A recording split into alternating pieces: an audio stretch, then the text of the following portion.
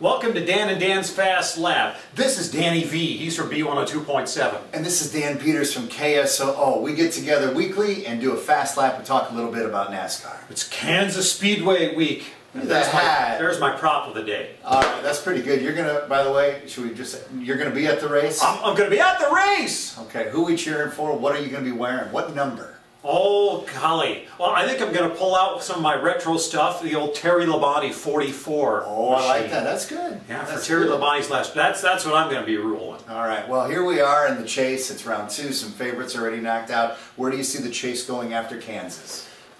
It's going to be Kansas is going to be Matt Kenseth's big chance to really make hay, because he fell flat on his face last week. And so we're going to see Matt Kenseth make the big return. And I think that's where he's going to go. Now, who are you going to be running away from, running and hiding? I like Kevin Harvick on this one.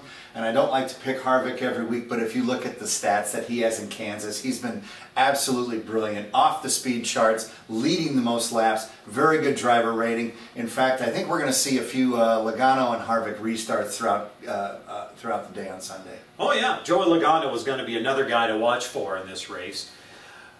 What about Kyle Busch? You know what? Here's the thing about Kansas. They're both very good race car drivers, and right now you may think you can't go wrong with Joe Gibbs Racing, but if your last name is Busch and you're running at Kansas, I tend to stay away from it. Both of them. Just things pop up on that new surface that don't agree with their driving styles, and they do tend to get in trouble. So I'm staying away from the Bushes. I am going to say Brad Keselowski is going to struggle this weekend.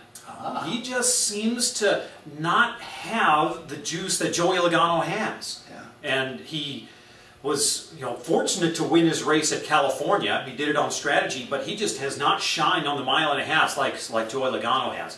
But I would also look for Eric Almirola. He's a guy who performs well at the mile and a half. Watch for the number 43 and the number 27 as potential dark horse winners. I like Menard on there too. So yeah, very good. Enjoy the race. Give me a souvenir, would you? Okay. Fork it over first. That's what I say. We'll see you next week on Fast Lap.